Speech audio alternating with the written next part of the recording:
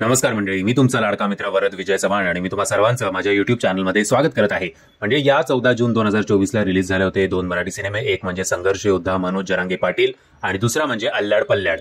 आता अल्ल्याड पल्ल्याड याचं माफ करा, आता अल्ल्याड पल्ल्याड याचं कलेक्शन फर्स्ट वीकेंडचं मी म्हटलं होतं की साधारणपणे 80 ते 85 लाख रुपये एवढं झालं असेल. पण त्यांचे जे फिल्म मेकर्स आहेत, त्यांचे जे प्रोड्युसर्स आहेत, त्यांनी त्यांच्या सोशल मीडिया अकाउंटवर सांगितलं होतं की फर्स्ट वीकेंडला म्हणजेच पहिल्या 3 दिवसात या सिनेमाने कमवले होते साधारणपणे 1,07,00,000 रुपये. सो ही आनंदाचीच गोष्ट आहे की मराठी प्रेक्षक जर त्यांना कळतंय की कुठल्या तरी सिनेमामागे एक चांगली मेहनत घेतली गेलेली आहे, तर मग ते ऍटलिस्ट त्या प्रयत्नांना प्रतिसाद नक्कीच देतात.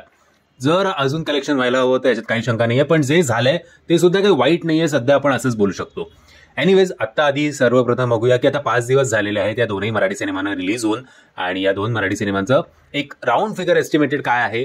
कारण मी पुन्हा एकदा डिस्क्लेमर आहे की मी हे आकडे सांगतोय ते खरे असतीलच असं नाही, कारण मराठी सिनेमाला कुठल्याही प्रकारचा ट्रेड अनालिस्ट नसतो. विविध वेबसाईट्सनुसार जी काय माहिती मिळते ती, आणि मग त्यानंतर जे फिल्म मेकर्स टाकतात सोशल मीडियावर त्याचा आपण अंदाज घेत की हा बाबा याच्यामध्ये कुठेतरी या सिनेमाने कमवलेलेच असतील.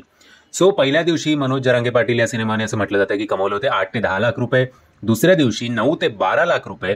तिसऱ्या दिवशी रविवारी थोडी ग्रोथ बघायला मिळाली आणि असं म्हटलं जात होतं की या सिनेमाने कमवले साधारणपणे 16 ते 18 लाख रुपये. चौथ्या दिवशी सोमवारी ऑब्व्हियसली थोडी ड्रॉप बघायला मिळाली आणि पुन्हा एकदा या सिनेमाने कमवले साधारणपणे 9 ते 10 लाख रुपये. आणि काल मंगळवारी 5व्या दिवशी 4 ते 6 लाख रुपये. असं करत जेमतेम इंडियन बॉक्स ऑफिसवर या सिनेमाची कमाई झालेली आहे 50 ते 60 लाख रुपये इतकीच. सो हा सिनेमा काही फार स्वतःचं बजेट रिकव्हर करू शकणार नाहीये, ही दुर्दैवाची गोष्ट आहे. आता येऊया अल्ल्याड पल्ल्याड या सिनेमावर. विविध वेबसाईट्सनुसार पहिल्या दिवशी या सिनेमाने कमवले होते 10 ते 12 लाख रुपये. त्यानंतर आय थिंक वर्ड ऑफ माउथनी याच्या कलेक्शनमध्ये आपल्याला थ्रू आउट एक चांगली ग्रोथ बघायला मिळते. दुसऱ्या दिवशी या सिनेमाने कमवले होते 20 ते 22 लाख रुपये.